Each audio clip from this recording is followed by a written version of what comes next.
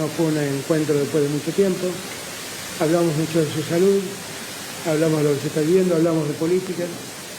Muy buenas tardes a todos, bienvenidos a la tarde de A24, bienvenidos a MMD, ya estamos arrancando con todo la tarde, con mucha información. Como ven, el presidente está ahí en Jujuy en un viaje sorpresivo, suspendió sus actividades, hoy reunión de gabinete en Casa de Gobierno, Alberto Fernández tomó un avión y se fue a Jujuy a visitar a Milagros Sala.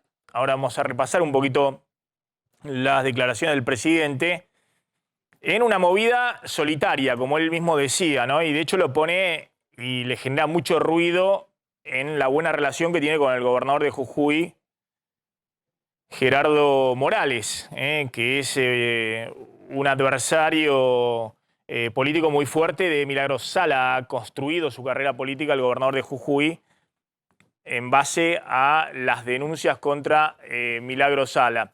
Pero bueno, un presidente también que está con una agenda muy pesada acá, ahora vamos a hablar. Hay una situación en la cual hay nuevas medidas que se tomaron de urgencia, como ustedes saben, para ahorrar dólares del Banco Central.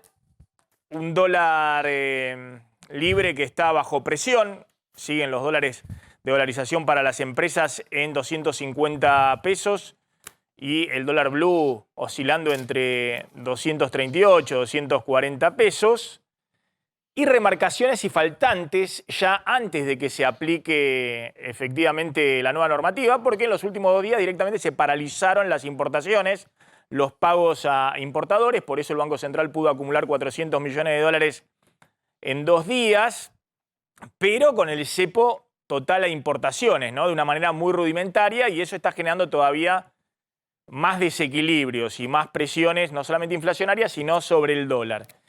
En ese escenario, ahora vamos a contar, están cada vez más fuertes las versiones de la continuidad o no de Martín Guzmán en el Ministerio de Economía.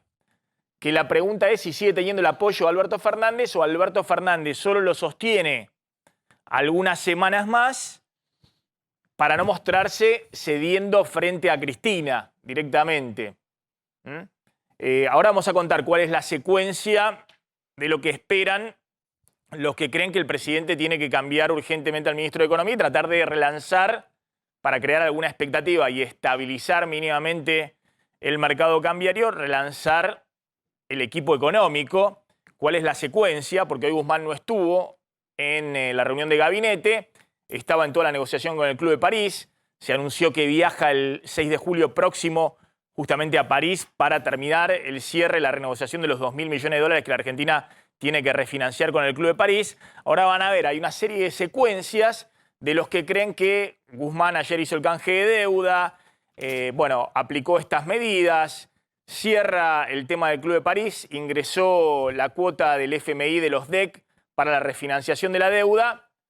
Bueno, el próximo paso es que a mediados de julio se conozca el índice de precio al consumidor de junio, que va a dar alrededor de 5%, y frente a esa noticia negativa puede haber algún cambio. Eso es lo que imaginan en las cercanías de la vicepresidenta Cristina Fernández de Kirchner, que ahora vamos a contar. Mientras esos cambios no ocurren, ya tiene agendado para el sábado próximo un acto en la Ensenada con Mario Seco, el intendente ultra-kirchnerista, y seguramente va a haber mucho más de lo mismo, de lo que vimos la vicepresidenta en las últimas semanas, bombardeando al gobierno, sobre todo en el flanco económico, ¿no? La vicepresidenta que oscila entre Feletti y las consultas a Melconian.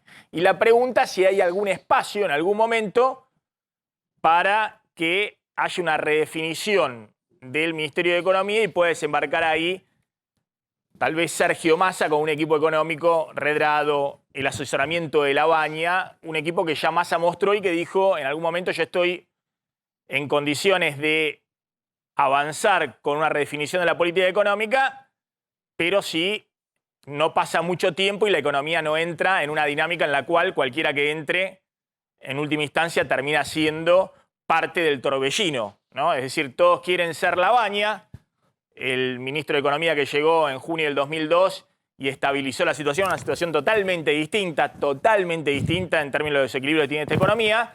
Nadie quiere ser Pugliese, nadie quiere ser el último ministro de Economía de Alfonsín, que asumió porque nadie ya aceptaba ser ministro de Economía de Alfonsín en medio de un escenario caótico, hiperinflación y adelanto del traspaso de mando.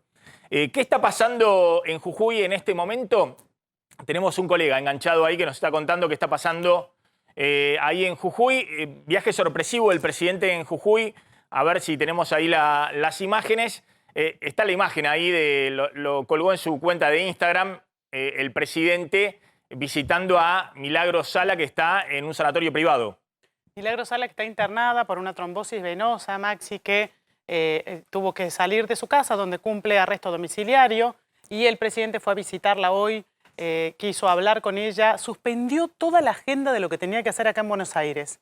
Suspendió todo, subió un avión y se fue a Jujuy para ver a Milagros Sala. Dijo que la vio bastante decaída, muy deteriorada, y dijo que él responsabiliza a la decisión de la justicia provincial el deterioro de la salud de Milagros Sala, porque dijo hace 7 años que está en esta situación sin que se termine de definir la situación de Milagros Sala. Reconoció que no es la más cercana a él en términos políticos, pero que él la aprecia y que como todo ciudadano él quiere respetar los derechos humanos y que por eso viajó especialmente a Jujuy a verla.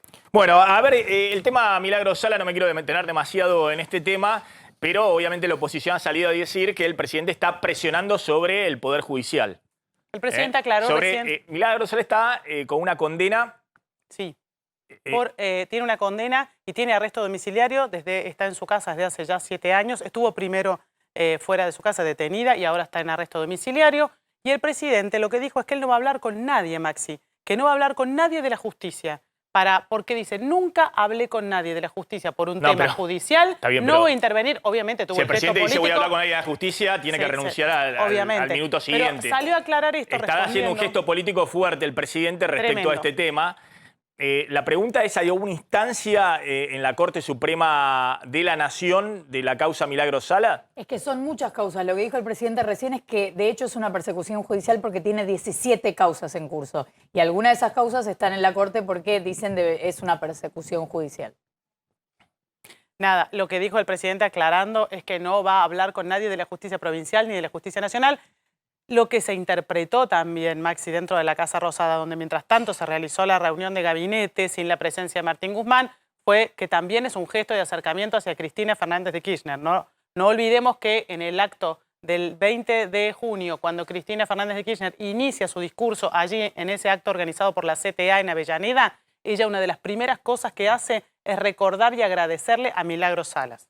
Por lo tanto, se considera un acercamiento, o por lo menos un intento de acercamiento de parte del presidente. Me meto ya en el tema económico. Decíamos que son días de mucha tensión cambiaria, también de mucha tensión en términos de precios de algunos sectores, de faltantes remarcaciones, de decir, no hay listados de precios que envían los importadores a sus clientes, a mayoristas, a casas de electrodomésticos, a distintos clientes y comercios.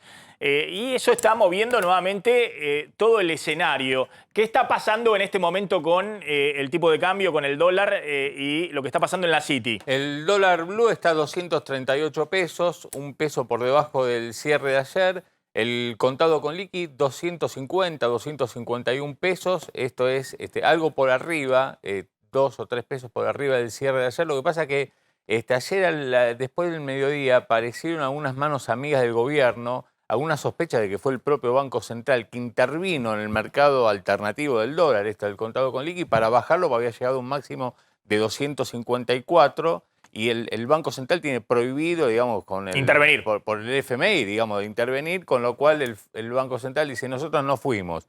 Pero, digamos, cuando llegó a ese pico de 254, bajó a 247, 248 ayer y hoy está picando de vuelta a 250, 251 en ese mercado, donde lo que se nota, Maxi, es otra vez una dolarización muy relevante, importante de parte de las empresas. De empresas que están buscando dólares ahí en el dólar libre, están presionando sobre la brecha cambiaria. Ahora nos vamos a meter con la crisis del gasoil, que hay detrás de la crisis del gasoil. Hay una reunión muy importante con transportistas, está toda la pulseada y también quejas muy fuertes de los gobernadores que dicen siempre están por llegar los barcos, parecen los tanques del general Alais, ¿no? Cuando tenía que someter al levantamiento cara pintada, ¿no? ¿Se acuerdan? Los más chicos no se van a acordar, en la década del 80, pero llegaba el general Alais para para ir ahí, no sé si era Campo de Mayo, que había que estaba ahí Seineldín En el 87. En el 87, y bueno, no llegaban nunca. Bueno, lo mismo estamos discutiendo con el tema de los barcos con gasoil. Pero tenemos a un colega ahí que acaba de terminar la conferencia de prensa, Alberto Fernández. ¿Cómo se ha vivido este viaje sorpresivo del presidente ahí a Jujuy? Totalmente sorpresivo. Ahí estamos en comunicación. Ayúdenme, por favor, desde la producción. ¿Con qué colega, por favor? Sí, ¿con quién, por favor? Hola. Con Andrés Mendieta. Andrés, ¿qué tal? ¿Cómo estás? Gracias ¿Qué tal? por atendernos. ¿Cómo están ustedes? Muy buen mediodía para ustedes. Sí. Bueno, se acaba de ir Alberto Fernández de la clínica Los Lapachos, que es la clínica donde está internada en terapia intermedia Milagros Sala. Una conferencia de prensa muy corta, solamente 4 preguntas de un supuesto sorteo de una supuesta lista de periodistas acreditados. Y digo supuesta porque nunca nadie se enteró que había que acreditarse y muchísimos medios quedaron afuera. Pero al margen de esto, me parece que hay algunas definiciones del presidente, sobre todo lo que tiene que ver con la justicia de Jujuy. En algún momento habló de causas inventadas, en otro momento habló de exagerar la prisión preventiva y además tuvo un mensaje para la Corte, la Suprema Corte de Justicia, que el presidente sostiene que tiene un expediente de Milagros Sala dormido hace 2 años y le pidió que se expida al respecto. Andrés, simplemente muy breve, pues nos tenemos que meter en los temas económicos. Te hago solo una pregunta. ¿Hubo alguna declaración de Gerardo Morales por la visita sorpresiva de Alberto Fernández? Milagros Sala es la adversaria política por excelencia del gobernador de la provincia de Jujuy. Sí, por supuesto. Mientras el presidente estaba en la clínica Los Lapachos, Gerardo Morales estaba en el barrio de Alto Comedero inaugurando una escuela e hizo algunas declaraciones indignado con la visita de Alberto Fernández a Milagros Sala, a lo cual Fernández en un momento le contestó, dijo que él con el gobernador seguía trabajando por el bien de los argentinos. Y Alberto Fernández cerró ahí.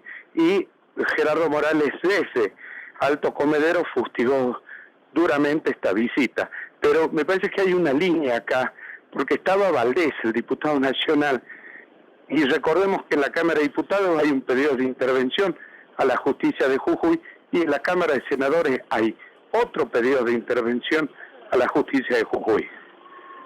Bien, Andrés, gracias, muy amable. Estaba Andrés Mendieta, bueno, contando este tema de la visita sorpresiva del presidente a Jujuy. Bueno, ahora vamos a contar el tema de la crisis del gasoil. Hablamos que estaba muy demandado el dólar en el mercado libre. Está Javier Timerman en comunicación y está también Mariano Borodich, periodista del Cronista. Gracias a los dos. Bueno, Javier, ¿estás viendo una dolarización que responde a qué? ¿A las últimas medidas? A esto también inédito, que tenemos un ministro de Economía que el presidente lo mantiene en el cargo, pero al mismo tiempo, nada, no hay una señal clara del equipo económico respecto a qué quieren hacer, más allá de renovar la deuda en pesos y ir poniendo parche sobre parche. ¿Qué crees que está ocurriendo en estos días? Creo que está ocurriendo lo que vos acabás de decir que está ocurriendo, que es esta política de ir tapando incendios, usando siempre al Banco Central como último recurso, ¿no?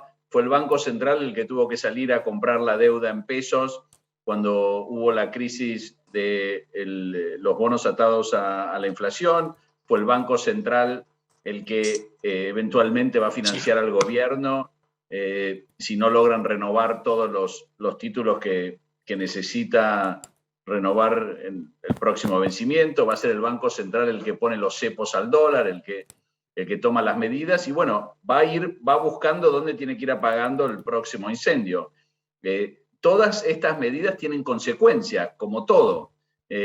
Todo tiene consecuencias. Entonces, bueno, sí, no reperfilaron y buscaron darle salida a aquellos tenedores de bonos ajustados a hacer que querían irse, pero bueno, eso impulsó un poco la demanda de los dólares, entonces tuvieron que poner más cepo, eso sigue impulsando la demanda sobre los dólares, pero por un lado te ahorra ciertas reservas, o sea, te va a incrementar la brecha, eso va a impulsar nuevamente la inflación. Entonces, estamos siempre dando vueltas alrededor de las mismas políticas.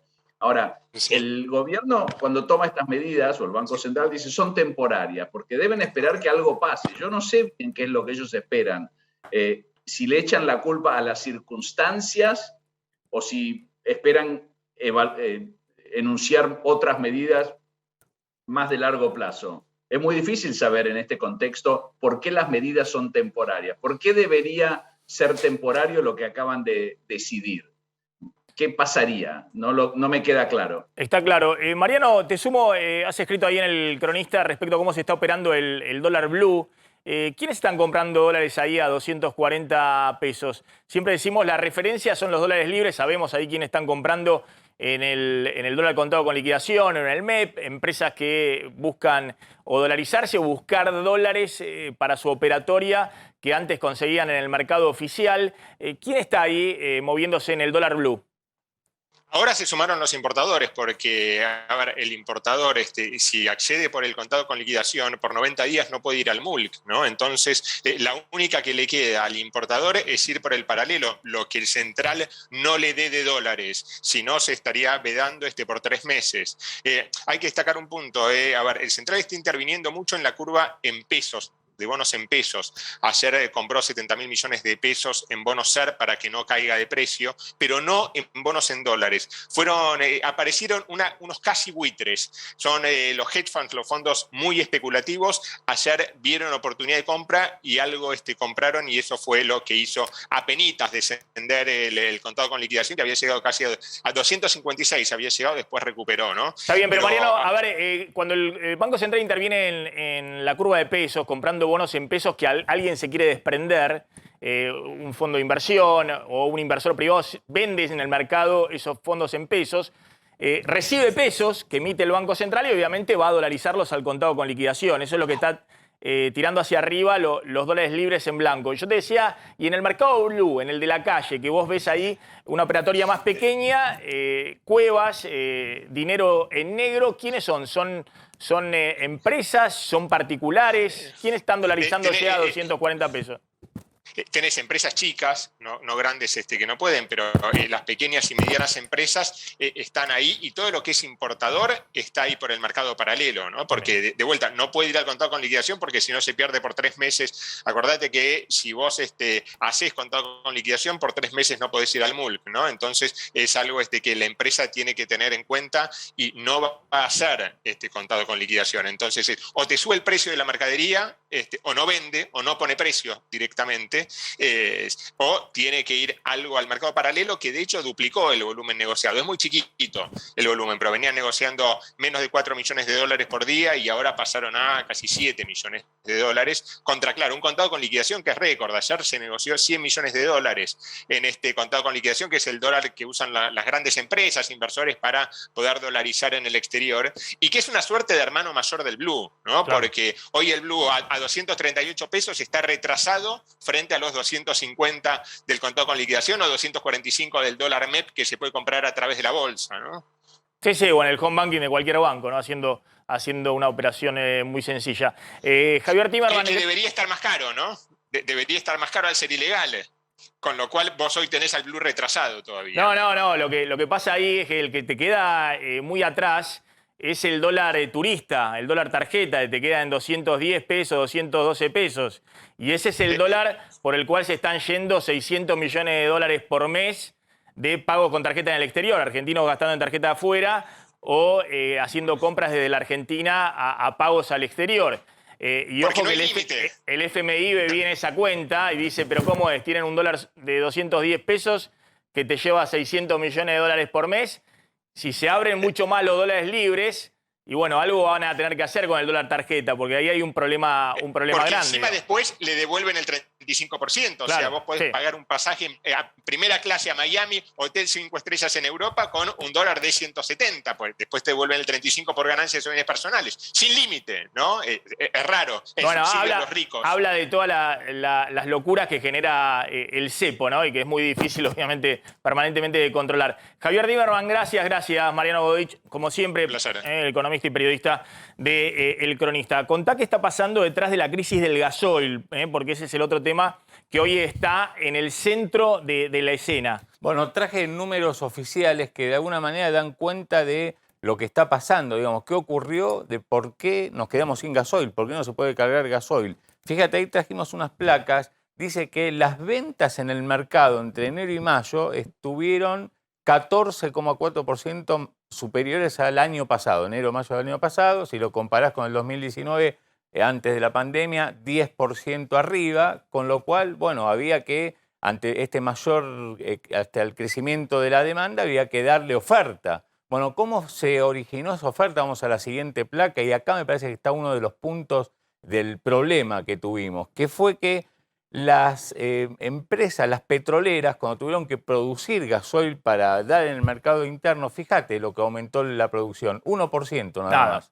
Entonces, si vos tenés que la demanda creció 14% en los primeros 5 meses y la producción local apenas el 1%, la única manera de contrarrestar esto era importando. Ahora, fíjate lo que pasó con las importaciones. Vamos a la próxima placa y después vamos a contar por qué se da este 1% nada más.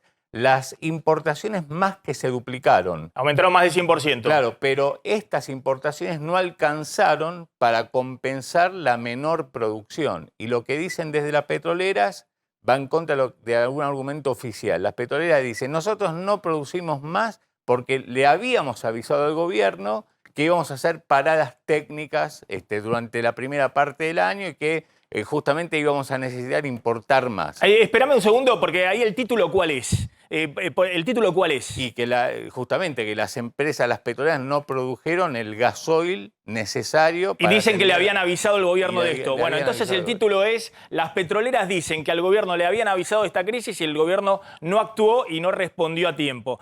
Es un tema muy, muy delicado. Ojo, porque están saliendo las petroleras a decir, le avisamos al gobierno de que se venía una crisis con el gasoil y el gobierno no respondió. Ven el mapa de lo que está pasando en las provincias, las que están en rojo son las que están en crisis total con el tema del gasoil. Y en medio de todo esto, hoy hay una reunión clave por los transportistas, que obviamente están también en crisis porque no tienen cómo cargar los camiones y además se han disparado los precios y eso genera toda una presión también adicional sobre la inflación y distintos sectores de logística. En este contexto ocurrió un hecho terrible, ¿no? El asesinato de este muchacho muy joven, 40 años, camionero, Guillermo Jara, que fue asesinado a piedrazos cuando trataba de eludir un piquete de camioneros autoconvocados. Esto es la otra cosa, está ocurriendo en la ruta, hay camioneros autoconvocados y parece ser que esas rutas son tierra de nadie, porque no hay policía ni siquiera controlando. Está Fabián Rubino, donde está realizándose el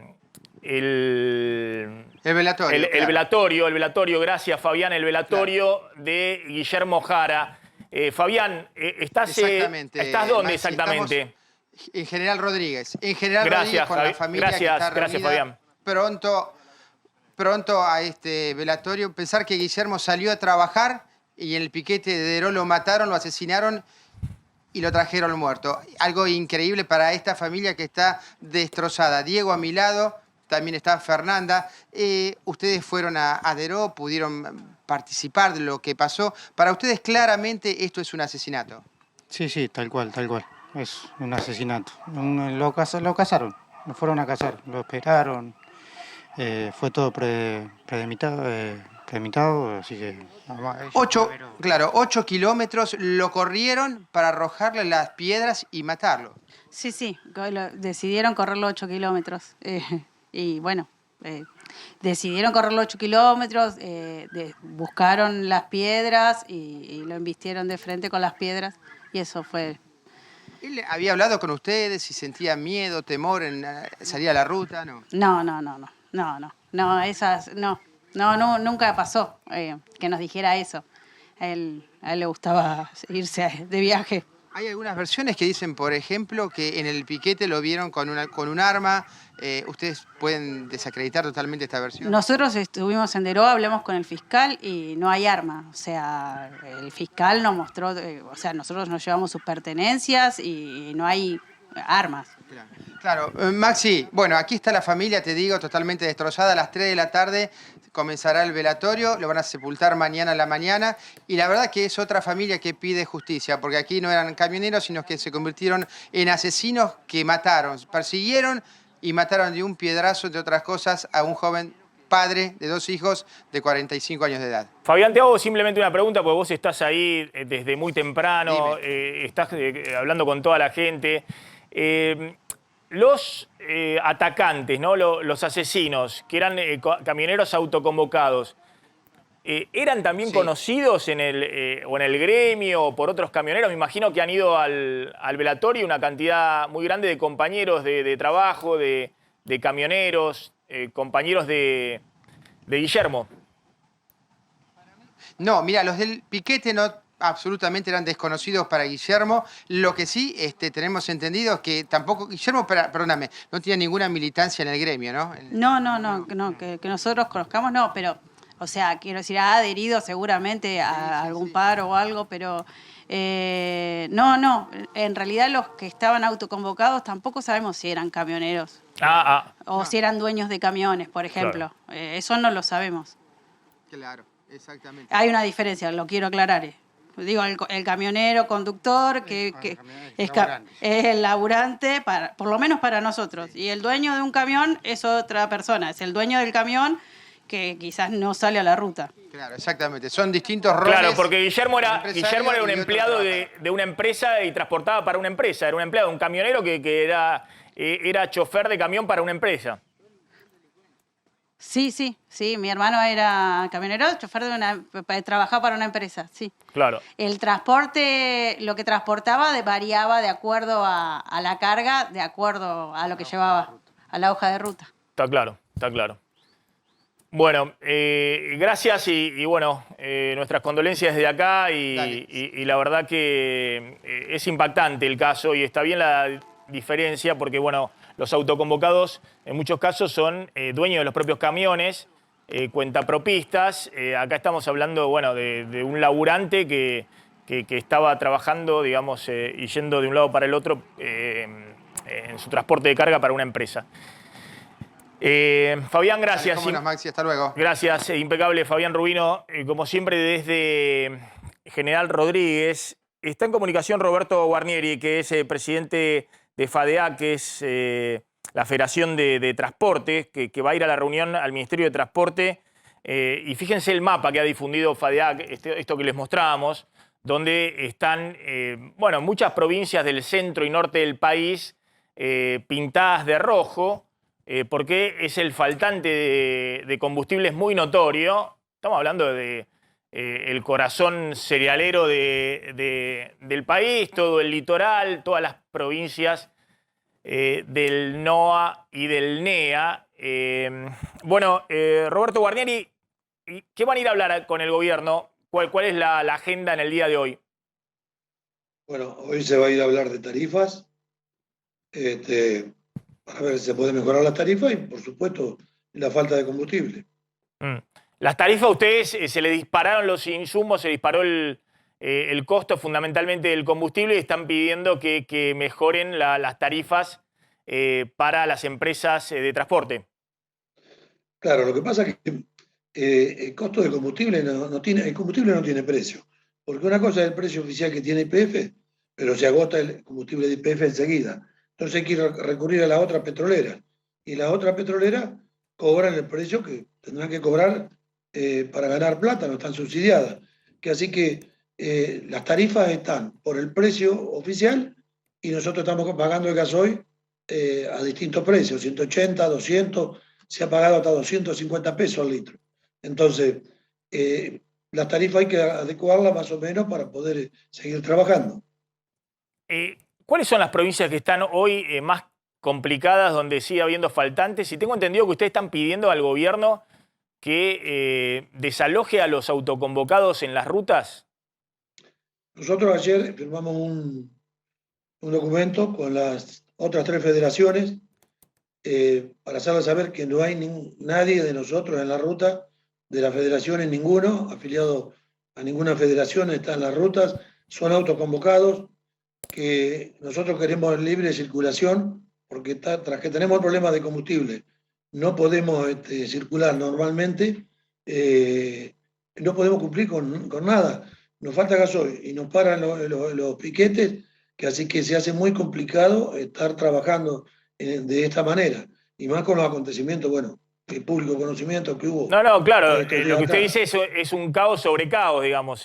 Al faltante de gasoil, la disparada de los precios, todos los problemas que hay para los camioneros de que antes hacían un trayecto en 12 horas, ahora tardan 3 días. Encima, si aparecen piquetes en las rutas, bueno, aparte se pueden generar situaciones terribles, ¿no? De tensión y tragedias como la que ocurrió con el asesinato de este muchacho. Bueno, eso es lo que nosotros estamos buscando, que por lo menos las rutas estén despejadas. Tras que tenemos, vuelvo a repetir, el problema del gasoil, vamos a tener problemas en los piquetes. Entonces queremos trabajar libremente. Lo único que quieren las federaciones es poder trabajar. FADEA apuesta al diálogo, como ha hecho siempre. Queremos dialogar y que nos dejen trabajar. Queremos que el gobierno se sincere con el gasoil cuándo va a venir, porque dijeron que venía ahora pronto un buque, aparentemente no viene tampoco. Entonces queremos saber realmente cuándo va a haber el gasoil.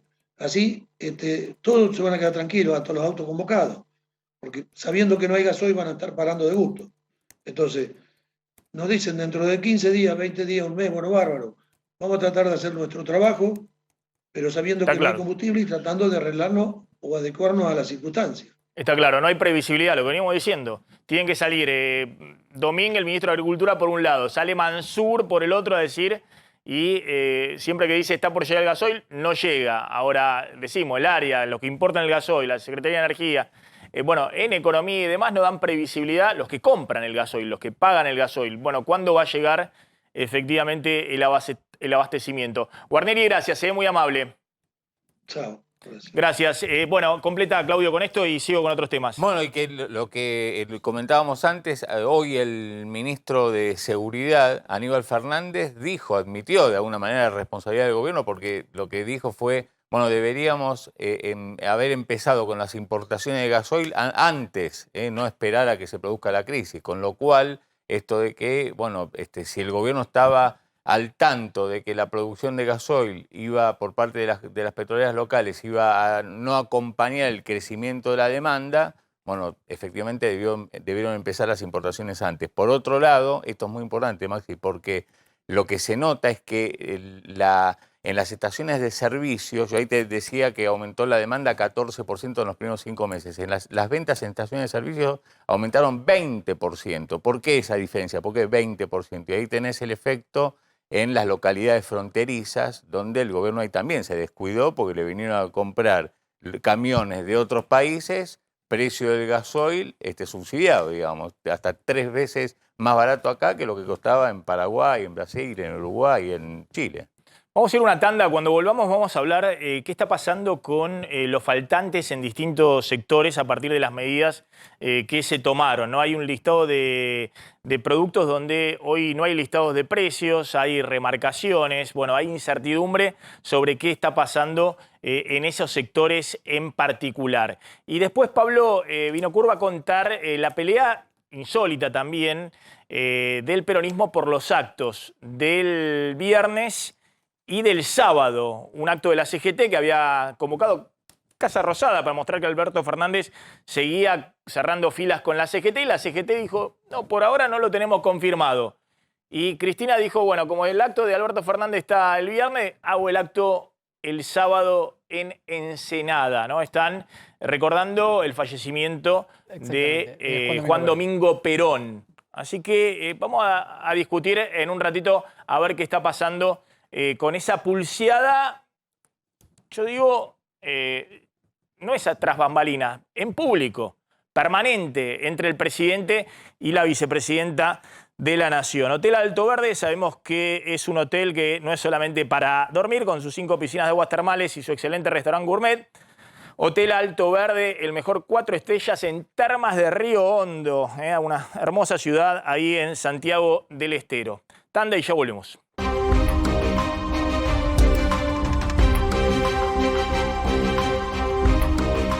Bueno, atención, después de las medidas del lunes se generó todo este nuevo escenario, contamos, donde están presionados los dólares libres y además hay señal de alerta en distintos sectores que estaban importando insumos o productos para la producción en distintos sectores, incluso algunos de consumo masivo, y señal de alerta de que o no hay listado de precios o que hay remarcaciones, porque contamos los 2 primeros días, sobre todo, no sé qué está pasando en el día de hoy, se paralizaron prácticamente todos los pagos de importaciones. Los bancos no quisieron mover un solo dólar porque tenían la nueva normativa del Banco Central y todavía están tratando de leerla. Estaba Martín Cabrales, empresario del sector del café. Gracias, Martín, por venir, muy amable, como siempre. Ahora vamos a hablar, porque tengo entendido que el café es uno de los productos, digamos, de hecho se importa obviamente, pero me interesaba ver un poquito más la visión del empresariado en este momento, ¿no? Donde se está discutiendo hacia dónde va la política económica. Creo que el empresario estaba con cierta expectativa respecto al cierre del acuerdo con el FMI, el cierre del acuerdo del FMI pasó y seguimos con una dinámica inflacionaria muy compleja y sobre todo sin estabilizar el mercado cambiario y sin reserva en el Banco Central, ¿no? Sí, que es el problema de fondo. Contá, Claudio, ¿qué pasó en las últimas horas en distintos sectores donde hay alerta respecto a faltante de productos o remarcaciones directamente o no hay listados de precios por ahora en esos productos? El escenario desde el lunes hasta hoy se pareció desde el punto de vista del comportamiento de algunas empresas de manera muy parecida a lo que ocurre cuando hay una devaluación. Cuando hay una devaluación, exactamente. Y claro, que todo el mundo suspende actividades, toma recaudos y en este caso, aunque no hubo devaluación, bueno, hay mucha cautela, mucha precaución por parte de las empresas porque no saben cómo va a seguir la película y además hay una cuestión fáctica que es que las medidas tomadas por el Banco Central todavía a esta hora, Maxi, están siendo interpretadas por los expertos ahí de los bancos para ver cuáles son el nomenclador de cada rubro, qué hay que hacer, cómo hay que pagar, qué pasa con la mercadería que ya se pagó pero todavía importada, pero todavía no llegó a la Argentina, si la van a dejar entrar o no. La respuesta es que sí, pero bueno, están viendo todo esto. Dejá de poner otros términos. El gobierno mantenía, cuando Cristina sale a hablar del Festival de Importaciones y demás, el gobierno mantenía, por lo menos los 4 primeros meses del año, incluso hasta mayo, abierto el grifo de las importaciones porque quería sostener el nivel de actividad. Y al mismo tiempo, estamos discutiendo siempre que el tipo de cambio oficial queda atrasado, pero el gobierno quería ir lentamente con las mini devaluaciones diarias sin devaluar para que una suba del dólar no se trasladara rápidamente a todos los precios de los productos importados que entran en todos los precios de la economía. Lo que sucedió es que las restricciones, por ahora, han sido tan importantes que actúan como una situación como si hubieses devaluado. Nadie sabe cuál va a ser el precio del dólar al cual va a acceder después para comprar insumos o productos, entonces todos frenan, se sientan sobre los stocks, sobre lo que tenían ya importado, que hay sectores que están bastante estoqueados, y quieren ver cuál es la referencia del dólar en los próximos días para ver cómo empiezan a largar esos productos al mercado, que insisto, muchos son consumo final, pero la gran mayoría son bienes intermedios que se usan para la producción. Bueno, y digamos, de hecho, los proveedores, por ejemplo, de grandes supermercados o de mayoristas, comunicaron, en la mayoría de los casos de manera verbal, miren, hasta nuevo aviso no vamos a entregar, todo dependiendo también, digamos, una importadora al 100%. Te hablo, por ejemplo, enlatados de pescados o enlatados de fruta o en propio café, que solamente se consigue importado. Bueno, ¿qué hacen? Y le comunican a los supermercados, hasta nuevo aviso no le vamos a entregar, estamos viendo de qué van estas nuevas medidas, o no podemos cumplir con todo el pedido que nos hicieron, solamente vamos a entregar una parte. Y atención, porque lo que vos decís de las remarcaciones no fueron inmediatas, pero ya hay empresas, yo te digo de las principales importadoras, que les dijeron a los supermercados a partir de la semana que viene va a haber aumento, no sabemos de cuánto. Entonces, atención con esto porque... Rápidamente, repasá los sectores y así hablamos con Cabrales. Mirá, hay distintos rubros, desde la electrónica a las autopartes que ya venían con problemas, pero se trata de rubros que importan prácticamente al 100%. En el caso de las bicicletas también empezó a haber serios problemas desde esta semana. Los calzados, Los alimentos, lo que te decía, enlatados, legumbres, pescados, café y artículos de limpieza, que también en gran parte usan insumos importados y bueno, las empresas fabricantes locales o envasadoras directamente dijeron suspendemos las entregas hasta próximo aviso y todavía eso no se ha regularizado. Bueno, Martín Cabrales, ¿qué está pasando? Digamos, ¿es así? ¿Hay algunos sectores que están comprometidos con el tema de las nuevas normas? Vayamos por parte. Yo creo que lo que no puede faltar en Argentina son insumos para la industria, es decir, que se paralice la industria.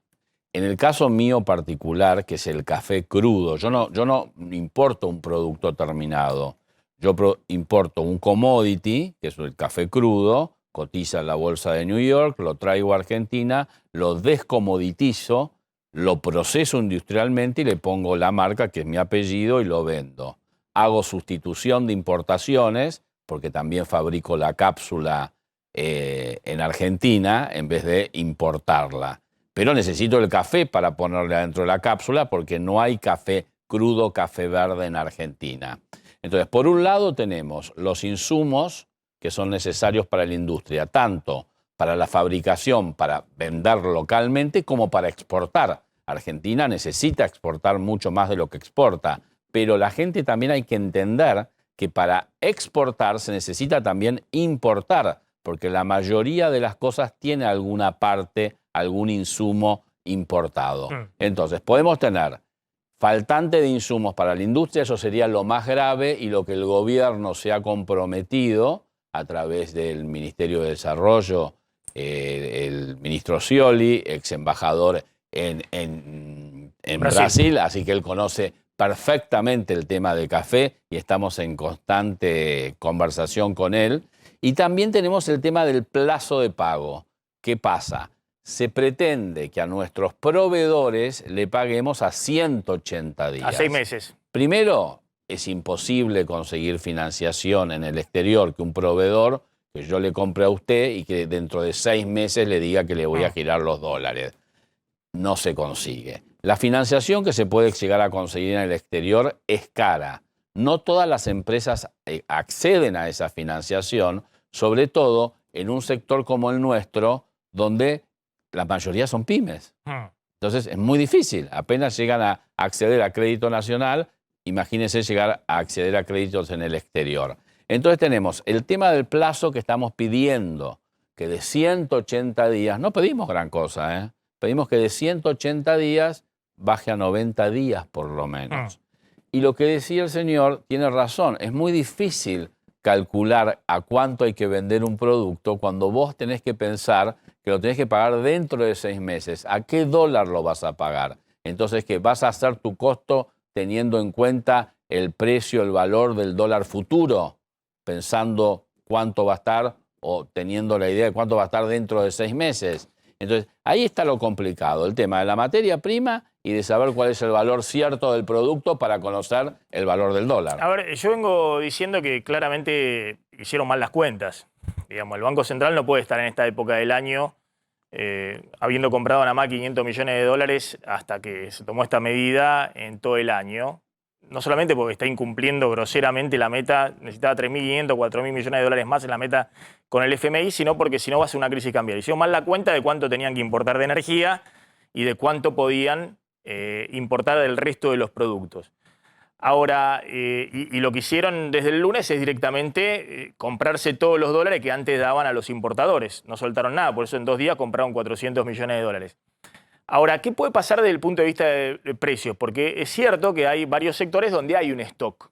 Bueno, no es el caso nuestro. Un stock de 2 meses, 3 meses, algunos están estoqueados 6 meses. No es el caso nuestro, el sector de la alimentación no se estoquea tanto, en el sector de café tampoco, menos. Vos fijate que las empresas, como te dije al principio, son pymes. Una empresa que abastece el bar de la esquina no tiene stock para 3, 4 meses, tiene stock para 15, 20 días. Entonces yo creo que el tema del precio es preocupante, pero lo más preocupante es el tema del insumo, de la materia prima, porque no va a haber precio si no hay materia prima. Es decir, lo que hoy hay que tener en cuenta y lo que el Ministerio de la Producción yo creo que lo sabe y está en constante diálogo con Copal, con la UIA, y el Banco Central tiene que actuar en consecuencia de acuerdo a eso, es que pueden llegar a cortar, porque es verdad, no hay dólares, no hay reserva, productos terminados, pero si vos cortás los insumos, empezás ya con se estanca la economía, ¿cómo haces para fabricar? ¿Cómo haces para abrir la fábrica?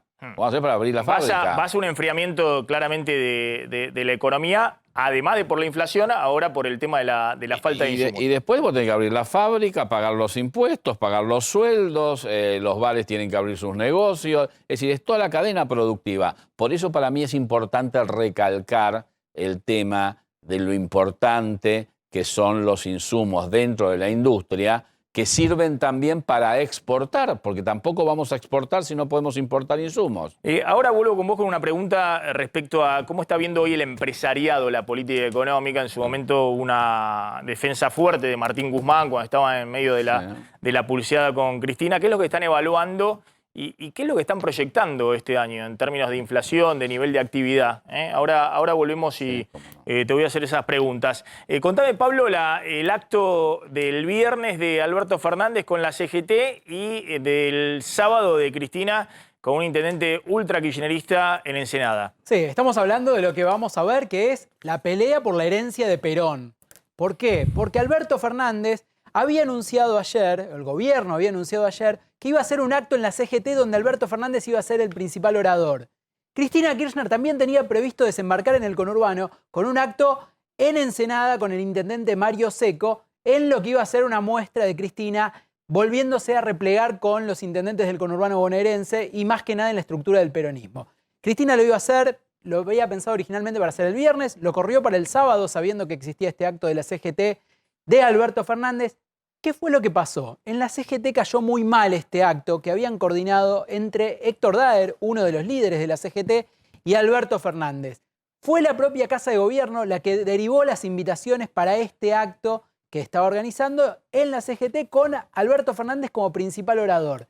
¿Qué pasó? Al resto de la CGT no les cayó nada bien que se organice este acto que, dijeron, se organizó entre bambalinas, entre cuatro paredes. La CGT es un organismo colegiado donde hay muchos caciques, y querían todos tener participación en la organización de este acto.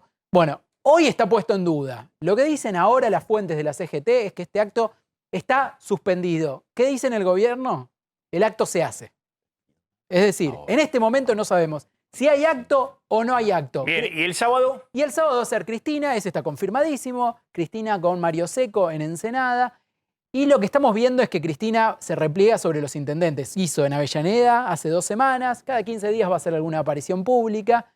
Y un gesto simbólico, Cristina en una conmemoración de un día muy peronista como es el 1 de julio, en este caso va a ser un día después, pero Cristina replegándose sobre la estructura tradicional del peronismo en una alianza entre intendentes y Cristina para tratar de sobrevivir por lo menos en el conurbano bonaerense y de ahí hacer pie a toda la provincia de Buenos Aires. Engancho esto con la pelea de Cristina con los piqueteros, ¿no? Con los movimientos sociales. ¿Qué está haciendo Cristina cuando detona la relación con los movimientos sociales diciendo que no se pueden tercerizar?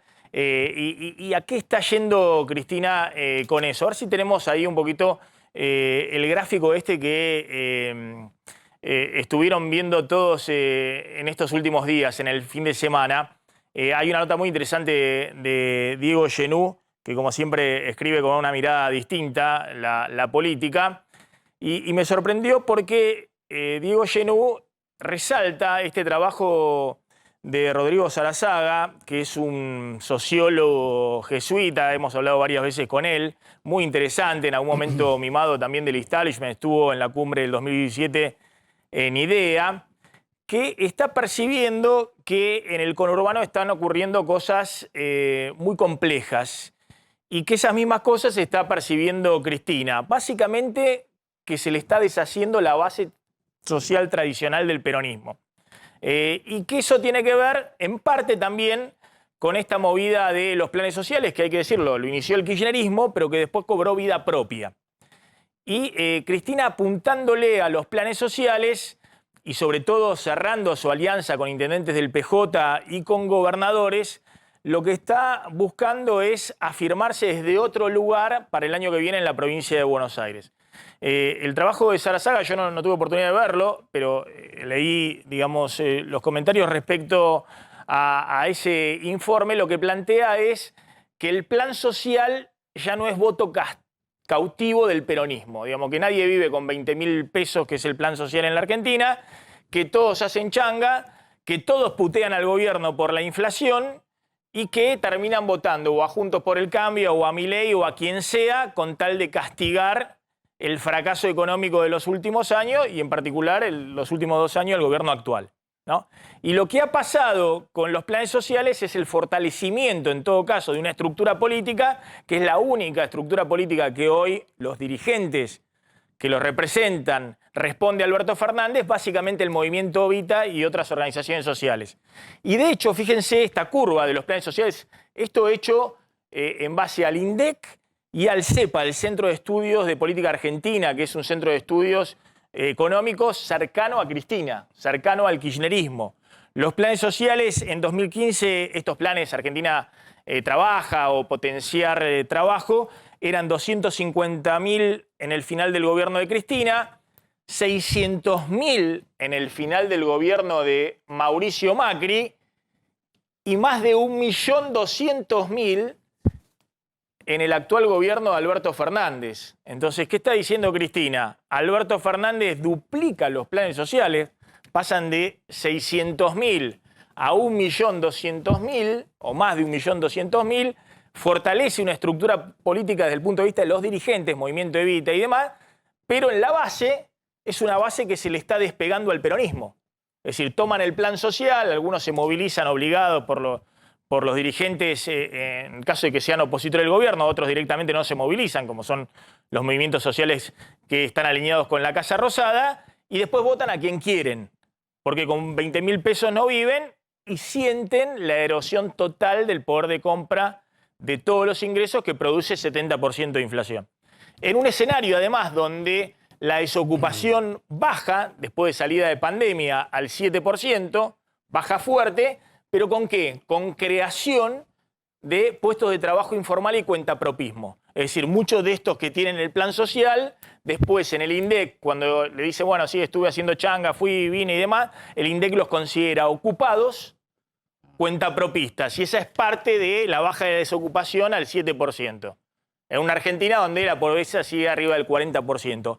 Ese escenario plantea algo muy disruptivo, si se quiere, cuando el peronismo está en la conmemoración de un año más del fallecimiento del general Perón, que es lo que dijo Ricardo Rubié, que es un encuestador tradicional cercano al peronismo, y escribió una nota muy interesante en Tecla Ñ que dice: la declinación peronista observamos como un dato de la realidad mensurada por la investigación social que el peronismo está desapareciendo. Mirá vos lo que dice Rubier. Estamos observando que el peronismo está desapareciendo. Ricardo, simplemente quería consultarte esto. ¿Cómo te animás a decir algo tan provocativo y tan disruptivo como que en esta coyuntura el peronismo está desapareciendo? Bueno, debe ser porque la vejez es sabia. Y uno cuando ya se pone muy grande puede decir cualquier cosa. No, una aclaración importante a lo que está diciendo, porque la frase es fuerte. Este es un estudio que venimos haciendo hace años. O sea, lo que nosotros vemos y observamos que hay una declinación del peronismo lentamente, que se va produciendo lentamente, sobre todo cuando hacemos la segmentación de la población en los menores de 40 años, es donde el peronismo está perdiendo presencia. Y esto tiene que ver además con una cuestión que va más allá de la cuestión electoral que estabas hablando vos, tiene que ver además de la cuestión electoral, tiene que ver con los cambios culturales, tecnológicos, sociales que se producen en el mundo y también en la Argentina, frente a los cuales el peronismo lo que tiene es un discurso viejo, antiguo, un discurso que lo aloja en el lugar fundacional, ¿no? El 17 de octubre del 45, Perón, etc. El mismo Perón señaló en varios trabajos de él esta cuestión de la necesidad de que las doctrinas tienden a durar un tiempo. Llegó a decir eso, Perón, que las doctrinas duran un tiempo y que los valores son los de mayor permanencia. Por lo tanto, el peronismo no está ajustándose a los cambios de los tiempos. Ahora, la pregunta básica es, vos decís, bueno, crecen los planes sociales, tienen 1.200.000 planes o más, este gobierno, récord, lo duplicó desde que llegó Alberto Fernández, pero después no es un voto cautivo del peronismo. Ese que tiene el plan social, obviamente no vive con los 20.000 pesos, hace changas, hace otras cosas, por ahí lo ve a Milei y termina votando a Milei. Por ahí quiere castigarlo a Alberto Fernández, termina votando a Juntos por el Cambio o a otras alternativas. ¿Es así? Sí, es así. Ya se observó en las elecciones del año pasado, ya yendo a lo electoral, ya se observó de que tanto en los lugares que son bastiones del peronismo, la primera y la tercera sección electoral de la provincia de Buenos Aires, como había bordes, hay bordes, lo que llamamos el voto más débil, hay voto más fuerte y voto más débil. El voto más débil en los bordes de la primera y tercera sección electoral, cómo fue capturado por la oposición. Muy interesante el planteo. Y la última, y entonces, ¿cómo interpretás las movidas de Cristina? ¿Qué es lo que está tratando de hacer Cristina? A mí me parece que lo que está ocurriendo con Cristina es lo siguiente. Hay un reempoderamiento de ella que ha salido del mutismo, digamos, del silencio. Ella es muy elocuente muchas veces con el silencio. En este caso ha recuperado la oralidad y la presencia en actos en el cual tiende a recuperar o salvar de lo que ella considera inexorable, que es la derrota electoral 2023, tratar de salvarse políticamente y salvar a su sector esa derrota del 2023. Y me parece que esto lo está haciendo y hay una convergencia, observo yo, de sectores dentro del Frente de Todos que tienden a reconocer a Cristina como su conducción, o sea, tienden a reafirmarla como conducción frente al sector más representativo del gobierno o del presidente, que en realidad es como una suma cero, tiende a debilitarse con esta mayor presencia de Cristina en lo público. Ricardo Rubié, gracias. Muy interesante y muy disruptivo el planteo. Ahí cuando ven el peronismo está desapareciendo, no lo digo yo, lo dice Ricardo Rubié, que se ha cansado de encuestar para el peronismo, ¿no? Esta idea de, ojo, que es lo que cree, o lo tradicional, ¿no? Del que maneja los planes sociales tiene un voto cautivo, y en el conurbano sobre todo, eso hoy no estaría ocurriendo. Te aporto un dato, que es que cuando el Cuervo Larroque la semana pasada criticaba al movimiento Evita para hablar del manejo de los planes sociales, decía esto de que a veces hay un vecino en las mismas condiciones que otro, uno cobra un plan y el otro no. Está empezando a pensar una parte del universo kirchnerista en esta propuesta de Grabois del salario básico universal, que sería menos que un plan social, pero lo cobrarían todos. Sí, pero disculpame una cosa, no entienden nada de dónde... hacia dónde va la política económica, qué es lo que quieren hacer y demás. El salario básico universal es una discusión en los países del primer mundo en situaciones donde hay pleno empleo con cambio tecnológico. Es decir, que están pensando qué hago con el cambio tecnológico con la gente que no puede incorporarse al mercado porque cambió el mundo y el mundo significa más productividad, menos empleo. Pero esa no es la Esa es la propuesta de discusión en Grabois. el mundo de todo lo... Entonces... Alberto Fernández no quiso ir con el salario universal, más allá de que hoy estamos maniatados con el acuerdo con el fondo, porque quería crear empleo genuino. La discusión era que este programa económico creaba empleo genuino. Si efectivamente se baja de eso y va al salario universal, implosiona su política económica. Tiene que barajar y dar de nuevo. Tiene que decir, fracasé en toda la política económica, tiene que echarlo a Guzmán, tiene que poner otro ministro de Economía y decir hacia dónde va. Yo lo que veo es que están tirando cualquier cosa en el Congreso y ni siquiera se ponen de acuerdo ellos, entre ellos, que quieren impulsar, digamos, ¿no? Entonces se tiran cosas dentro del propio Frente de Todos, que hoy son una minoría. El Frente de Todos se convirtió en una minoría, sobre todo el espacio del kirchnerismo. y no se ponen de acuerdo, que quieren impulsar entre ellos mismos. Pero bueno, es interesante lo que planteás respecto a esa discusión interna que tienen, y cómo quieren definirse frente a su propio electorado. Pero me parece que cuando tenés 70% de inflación, tu propio electorado se deshace. Y no hay política compensatoria que puedas utilizar. Bueno, vuelvo al tema de empresarios que está sucediendo. Estamos con Martín Cabrales. El tema gasoil, ¿cómo impacta en la producción, en la distribución, en llegar a los centros de consumo? ¿Qué está pasando? Muchísimo. La invasión de Rusia a Ucrania también ha sacudido al planeta. El tema de cortes de rutas que tenemos, que impide también, que es lamentable, que impide que las materias primas o los alimentos o los elementos necesarios para la industria lleguen a destino. Sabemos que vamos a tener que comprar más gasoil, sube obviamente las tarifas. Yo particularmente le diría un ejemplo muy casero. Yo quisiera tener de pronto más frío en casa, pero que no me falte gasoil en la fábrica para poder seguir trabajando.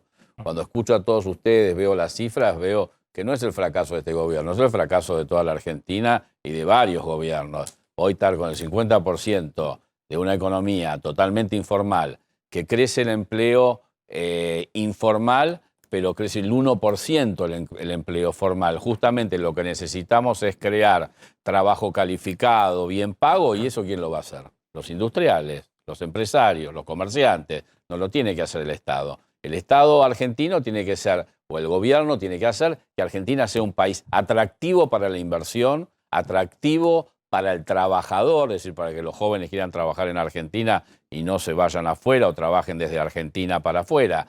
Y bueno, yo creo que todos tenemos que ir en ese camino. No creo que sea solamente este gobierno, sino que en la mesa se tiene que sentar gobierno, oposición, sindicatos, patronal, todas las entidades. Es la única manera. Con la inflación es multicausal. Yo no me siento responsable como empresario de la inflación porque yo no tengo la máquina de fabricar billetes. Yo fabrico café para ser vendido y el supermercadista tiene un lugar para poner los productos en la góndola y para que la gente consuma. Yo no fabrico un producto para que se me quede en la fábrica. Con respecto a la coyuntura, hay un ministro nuevo, tengo confianza que va a primar el sentido común y que se van a restringir las importaciones, va a costar muchísimo salir de esto, como va a costar muchísimo salir de la inflación, pero bueno, se tendrá que priorizar lo que es industria, lo que es materia prima. La única forma que existe para combatir la pobreza que hay en Argentina es con la riqueza. ¿Cuál es el escenario que están viendo de inflación para este año los empresarios? Yo no diría un número porque no lo sé, pero una inflación muy alta. Es una inflación muy alta. Está bien, en el mundo hay inflación, pero la inflación que está en Argentina, aparte, Argentina ha vivido siempre en inflación, salvo en la época de Cavallo. Es decir, es muy difícil para un empresario trabajar con inflación y tener planes de mediano y de largo plazo. Se te dificulta mucho hacer tu plan de negocio. ¿Y qué pasó con el ministro de Economía y el apoyo que los empresarios dieron a Guzmán? No solamente en la negociación con el FMI, sino después cuando empezaron las críticas de Cristina. Claro, veían a Cristina y el establishment económico lo abrazaba a Guzmán, lo llevaba a UPA, a los distintos foros y demás. Pero de alguna manera estamos en una situación donde la expectativa que generaba Guzmán en el empresario de poder estabilizar las expectativas, acumular dólares en el Banco Central, que eso estabilizara la demanda de dinero, empezar a bajar la inflación y sostuviera el nivel de actividad, como que eso se quebró. Estamos en una situación extremadamente difícil y extremadamente delicada donde uno tiene que ser muy prudente. El empresariado siempre apoya. Yo nunca escuché que el empresariado no apoye. Eso a veces cuando los políticos se quejan de los empresarios. No, los empresarios siempre estamos acercando ideas, siempre estamos dialogando permanentemente. Obviamente apoyamos la negociación con el Fondo Internacional desde ya. La veíamos como un puntapié, como un inicio. La situación se complica. El ministro, tampoco el ministro es un mago, yo no sé, por más que pongan otro ministro, si no actúa congruentemente con el Banco Central, con el Ministerio de la Producción, con Presidencia, no, ningún ministro va a sacar a la Argentina adelante por sí sola. Y en eso también juega un rol fundamental la oposición y el empresariado. A ver, una última, Slotin, dale. En el caso de ustedes, el nivel de consumo, digamos, tomando en cuenta que, por ejemplo, el café fue uno de los productos que más se encareció por lo que pasó en el mundo, digamos, con la materia prima. Sí, es verdad. Digamos, ¿cómo vino este año el consumo? ¿Cómo está ¿Sabes ahora? lo que pasó? Cuando salimos de la pandemia, la gente salió se abrieron los bares, los restaurantes, las confiterías, en el mundo, porque no fue en Argentina, y aumentó el consumo. Es bastante inelástico, si bien, como vos indicás, es uno de los commodities que más subió un 190% el commodity. Obviamente no se transfiere todo a precio. En cuanto a consumo, no estamos mal. Lo que pasa que si tenés consumo pero no tenés mercadería, no tenés oferta, podés tener demanda pero no tenés oferta. O sea que ahora ustedes tienen problemas, porque en algún momento tuvieron, digamos, hace unos meses habían tenido problemas para conseguir los dólares e importar el café. Hoy es ese... Seguimos con el mismo tema. Con lo del Banco Central seguimos exactamente igual. Yo pienso, lo vuelvo a repetir, que a través del Ministerio de la Producción este tema se tiene que solucionar. Lo que dice Slotnik es estamos viendo en algunos indicadores de enfriamiento de la economía. Lo que está pasando en el sector de gastronomía y el café es un arquetipo de eso. Es decir, la gente cuando se encuentra, tomemos un café y demás. La gente no salía aparte. Es una especie de revancha. Es una especie de revancha la hotelería, claro, de revancha del consumo. Ahora. Exactamente. El turismo está llegando recién ahora. Algo de turismo está llegando. Sí. Los fines de semana no hay vuelos. Exactamente. Entonces estamos viendo una situación extraña. Hay un sector de la economía que está reactivado. Ahora hay que esa reactivación incipiente que hay que sea crecimiento, no que sea un rebote. Claro, por eso estamos viendo esta cosa extraña donde vemos que hay indicadores de venta de alimentos, de consumo masivo, están cayendo. Desde mayo empiezan a enfriarse. Y después la gastronomía está volando, la hotelería está volando, el turismo interno está volando. Digamos, hay segmentos, ¿no? Algunos más premium más que otros. El café también tiene un 20% de crecimiento en los meses de invierno, que estamos en pleno frío. Empieza a pegar la estacionalidad también. Ahora vienen las vacaciones de invierno, los chicos van a Bariloche, van a Mar del Plata, hay centros de consumo mayor. Es decir, hay consumo en el sector nuestro, justamente en la industria del café. El problema es que tenemos el miedo a que no tengan insumos. Estamos con los stocks al límite. Que no tengan insumos. Martín Cabrales, gracias. Muy amable, como ustedes, siempre. Vamos a conectar con Fernando Sabore. ¿Qué está pasando con el tema del faltante de gasoil y cómo está impactando directamente la distribución en autoservicios en todo el país? Fernando, gracias por atendernos. ¿Está habiendo algunas dificultades en el tema de la distribución y la logística de alimentos y otros productos para los autoservicios y supermercados independientes en el país? Bueno, se da un caso muy especial, Maxi, porque evidentemente por el tema de que no hay tanta venta, no hay tanto consumo, digamos, la venta se cayó, sabemos, ¿cierto?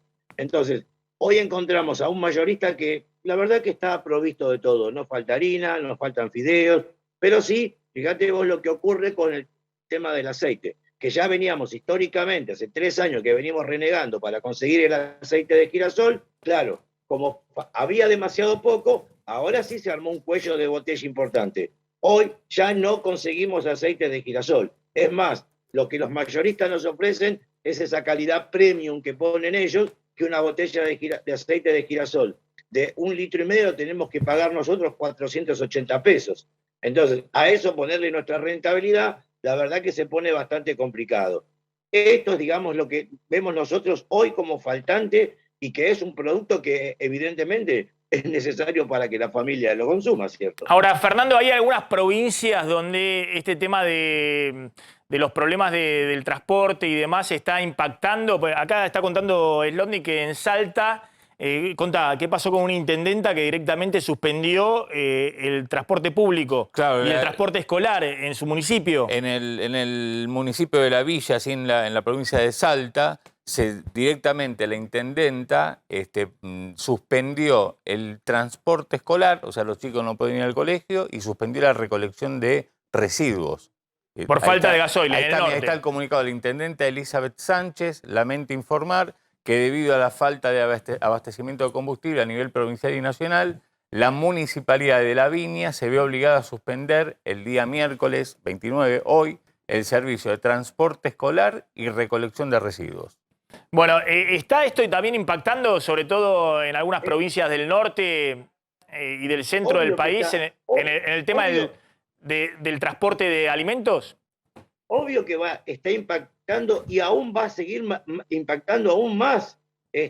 Fíjense que cada vez que tenemos problemas con el combustible o con la suba de este valor del combustible, evidentemente esto siempre recae sobre el precio final de la mercadería. Y aún sumarle que ayer el dólar, no sé cómo está hoy, pero cerró a 2.39, sabemos que todo esto incide siempre sobre el precio final. O sea, evidentemente nosotros vemos que esto ya no tiene techo.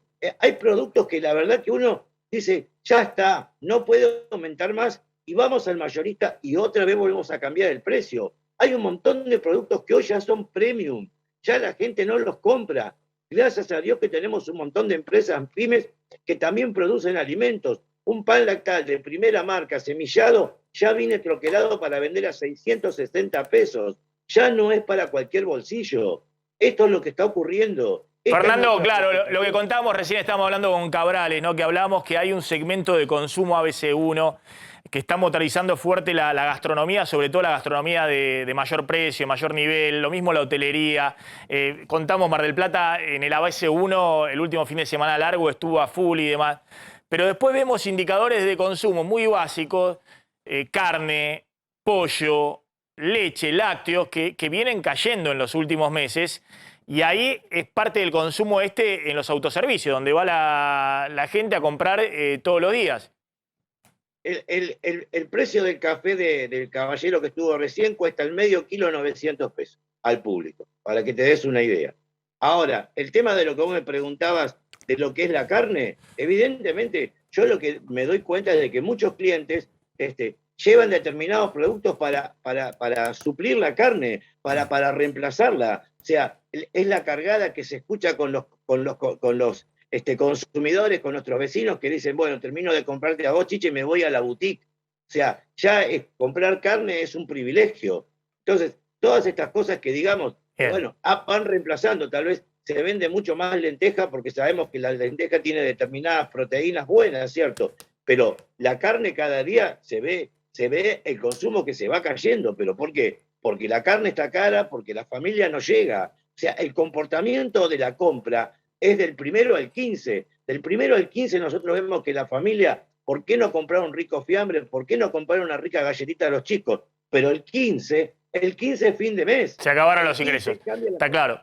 El 15 cambia la conducta de la gente. Busca el precio más barato, trata de hacer rendir ese billete de 1.000 pesos, que sabemos que hoy es para 4 o 5 artículos, no más. Y ni hablar de poner productos caros. Fernando Sabore, gracias, titular de la Federación de Autoservicios. Ya nos vamos a meter con el tema político, con el tema Milei. Hoy es el día del camarógrafo, así que un abrazo muy grande a todos los profesionales aquí que, ahí está, que en América nos sacan todos los días al aire. Tan apuestos, mirá, y con tan buenos perfiles, les cuesta la materia prima para poner al aire, es difícil, pero gracias y feliz día, muchachos. Y también me voy con Marcelo Padovani, que obviamente tiene ahí un profesional y un camarógrafo colega que está ahí trabajando. ¿Dónde, Marcelo? ¿Cómo estás, Maxi? Buenas tardes. En Claudio Merino, si te parece, Maxi, le damos un saludo a todos los colegas camarógrafos de nuestro noticiero. Así cumplimos con el saludo, Día del Camarógrafo Argentino.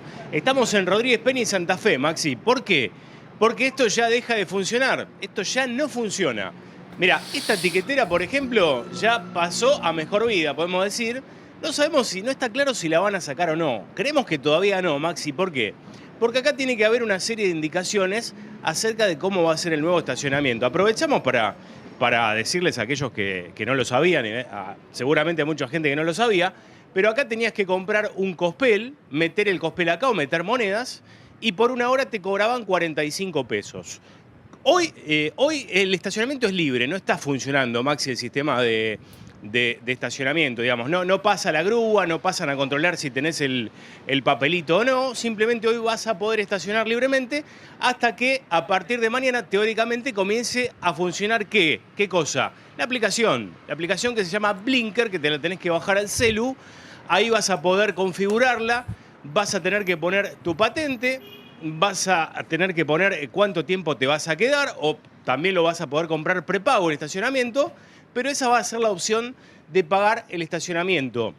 Esta entre una de las medidas, Maxi, que se aprobó en la legislatura porteña, como por ejemplo que a partir de los próximos días, cuando se reglamente, vas a poder estacionar tanto de la mano derecha como de la mano izquierda. Son las dos medidas quizás más importantes que se han aprobado en cuanto al tránsito en las últimas horas. Perdóname, Marcelo, entonces alguien carga ahí en la aplicación, obviamente, la patente del auto y cuando pasan los inspectores, o no sé quiénes son los inspectores de tránsito, pasan monitoreando. Claro. Si tu patente está cargada en la aplicación, no te ponen la multa. Exacto. Exactamente. Ahí tenés, ellos van a tener una aplicación similar donde te va a figurar. Mira, acá está, acá Claudito me... Esta es la aplicación, Maxi, no sé si la podemos ver. Todavía no funciona porque, como te digo, no se puede pagar. Esta es Blinker. Acá te marca la zona.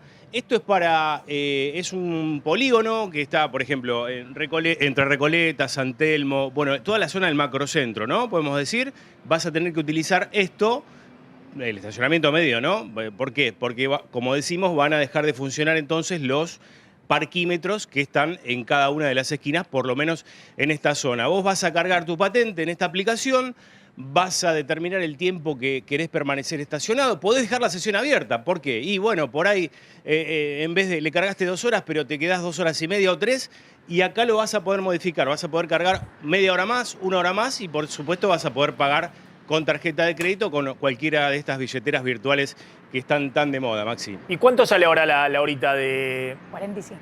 45 pesos. 45 pesos la hora. 45 pesos la hora de estacionamiento. ¿Y podés cargar hasta cuántas horas podés cargar? Sin límite. Si mal no recuerdo, creo que... Claro, es sin límite, exactamente. Es sin límite. Vos podés cargar todas las fichas que quieras. Lo que pasa es que... No, pero en el parquímetro tenías un límite para cargar. Pero acá la vas a ir renovando. Eran 2 horas. Cada vez vos ponés 1 hora y cuando ves que te estás quedando más tiempo, la renovás. Claro, la renovás, pero claro, el parquímetro era un garrón porque tenías que volver a ponerle la fichita. Sí, igual los últimos parquímetros ya te permitían incluso pasarte del día, ¿no? Igual te va a pasar eso si, por ejemplo, no tenés batería en el celular y vas a tener que ir a los kioscos de la zona. Hay gente que le pasa, que de repente... Todos los que estacionan tienen que tener su celular con batería. Sí. Va a haber kioscos en la zona para que puedas estacionar y puedas ir a buscar esa fichita en el kiosco. Pero en principio va a ser más práctico. Marcelo, de todas maneras, ahora no está funcionando. ¿Tenía que empezar a funcionar hoy? Tiene que empezar a funcionar mañana, según mañana. La información oficial. Sí, hoy podés estacionar libre sin sacar ningún tipo de estacionamiento medido porque no pasa nada. Hoy no te van a hacer Hoy te lo regalan, mañana te lo cobran. Teóricamente.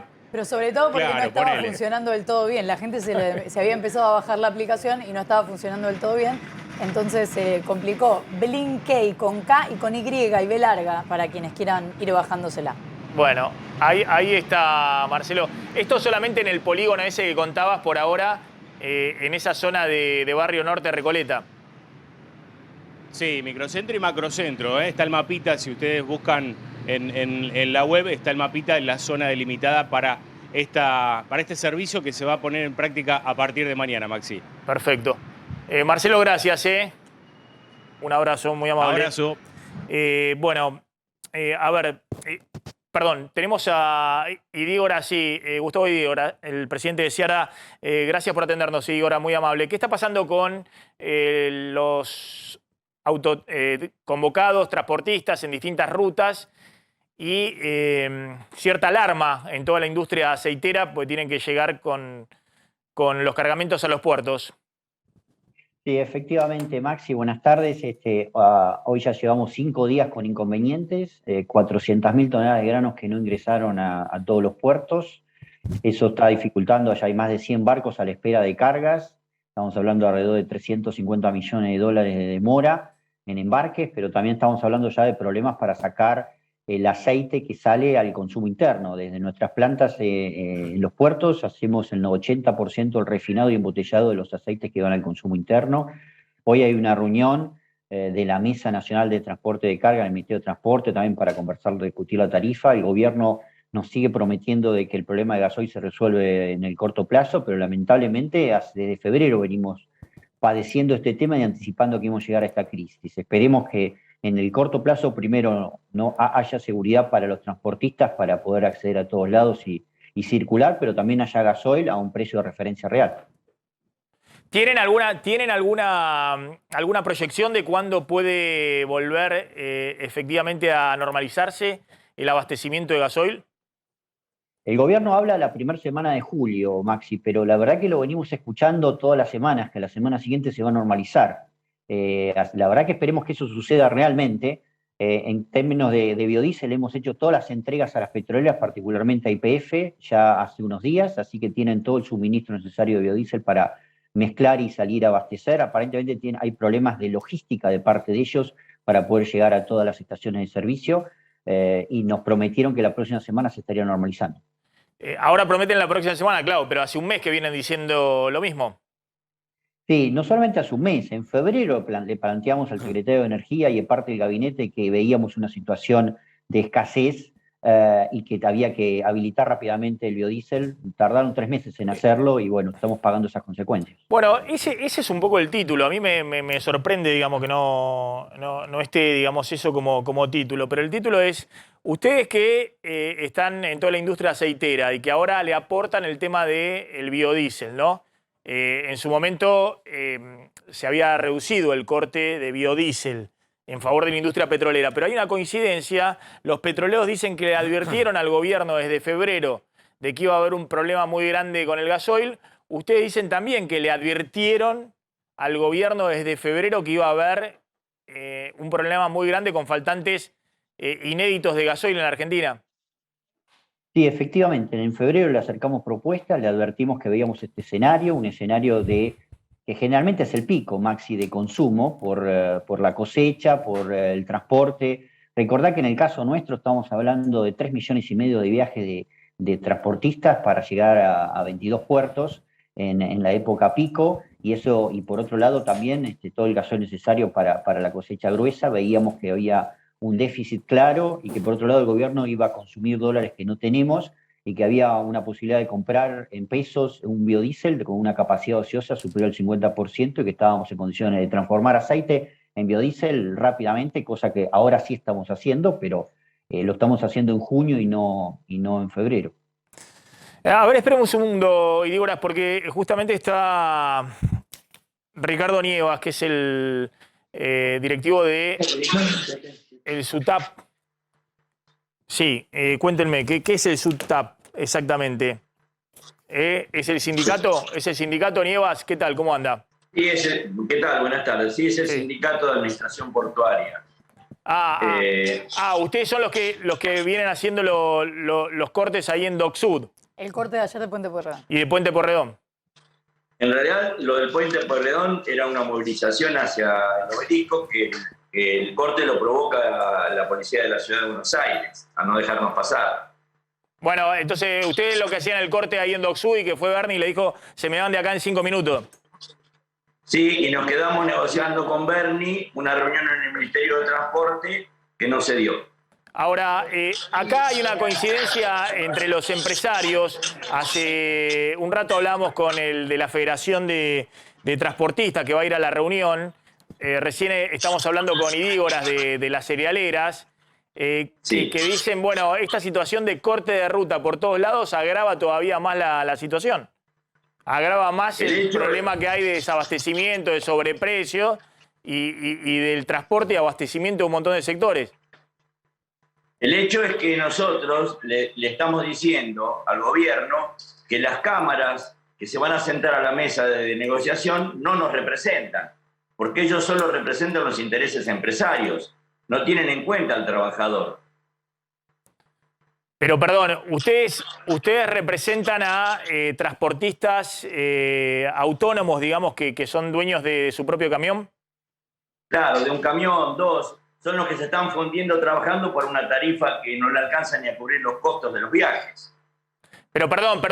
Hay muchos transportistas que son empleados. De hecho, este muchacho, Guillermo Jara, trabajaba como camionero, empleado, no dueño de un camión, como un empleado para una empresa de transporte. Sí, lamentamos el hecho de lo que le pasó a este muchacho. Por eso nosotros estamos con la bandera media asta, hoy no hicimos movilizaciones, nada, pues estamos de luto. Nos solidarizamos totalmente con el compañero porque esos no son los medios por los cuales uno debe buscar los derechos que estamos reclamando. La violencia no es el modo, ni el medio. Ese piquete no respondía a ustedes, el piquete ese que quiso atravesar este muchacho. No, por supuesto que no. Nosotros las medidas que estamos tomando de movilizaciones y algunos cortes los tenemos escritos en un documento que sacamos, mejor dicho, al público, mucho antes de que pasara lo de este compañero fallecido. Bien. En principio, entonces, hoy no están en las rutas, pero ¿van a volver a las rutas o a partir de lo que salga de esta reunión en el Ministerio de Transporte? Porque, insisto, en esta reunión en el Ministerio de Transporte, los transportistas, no sé qué dirá el sindicato de camioneros, Moyano, qué jugará en eso, pero están diciendo, obviamente se están quejando al gobierno, le están pidiendo que aumente la tarifa por la disparada de costos, pero también están diciendo que saquen a los piquetes de la ruta, es decir, que lo saquen a ustedes de la ruta. Nosotros no queremos estar en la ruta, ojalá que pudiéramos estar trabajando, si tuviéramos gasoil y una tarifa de referencia que nos permita cubrir los costos y tener utilidad. Nadie pretende y nadie quiere estar en la ruta, es una cosa no deseada, pero estamos ahí justamente porque no se nos tiene en cuenta. No se escucha el reclamo de este sector, que se está fundiendo, ya le digo, porque la tarifa de referencia que las cámaras acuerdan con el gobierno solo contemplan costos fijos, jamás se habla de utilidad y además esos costos fijos nunca se cumplen porque el transportista viaja por debajo del costo fijo cuando las empresas lo llaman a contratar el trabajo de transporte de la carga. Bien, gracias Nieva. Ahí estaba Idígora, no sé si lo despedimos. No, sigue estando. Bueno, Idígora, simplemente van a esta reunión con la expectativa de que en algún momento se normalice en el corto plazo, pero hasta ahora no les dan certeza de cuándo puede llegar el gasoil. No hay certeza cuándo puede llegar el gasoil, no hay certeza de que no haya más piquetes. Hoy aparte hay otro problema, no hay piquetes, pero no hay posibilidad de circular muchos transportistas que quieren trabajar también. Entonces eso ha reducido un solo dato, Maxi. Hoy tendrían que haber entrado 4.500 barcos, camiones a los puertos, e entraron 537 camiones. Y cuando uno le consulta a muchos centros de transportistas de los pueblos y todo tenemos temor de circular y que haya algún inconveniente. Entonces también la seguridad en la circulación es otra de las cuestiones. Esperemos que en la reunión de hoy empiecen a aparecer soluciones, porque la verdad vamos a un serio problema de abastecimiento en los próximos días. No, y además todo se vincula con todo, ¿no? También si no van los camiones a los puertos, tampoco entran los dólares. Es decir, estamos en una situación muy, muy compleja. Y horas, gracias, muy amable, tenés un dato. Sí, el gobernador de Salta, Gustavo Sáenz, estuvo reunido con Mansur, el jefe de gabinete. Sáenz salió de la reunión y dijo que Mansur le dijo que el abastecimiento de gasoil recién se va a normalizar dentro de 15 a 20 días. Con lo cual... Pero lo mismo había dicho hace 15, 20 días. También Mansur esta mañana en la conferencia de prensa después de la reunión de gabinete. Vamos volando la tanda. Cuando volvamos vamos a hablar un poco de qué está pasando también en la oposición, en Juntos por el Cambio, y qué está pasando con el fenómeno Milei. Tanda, ya volvemos.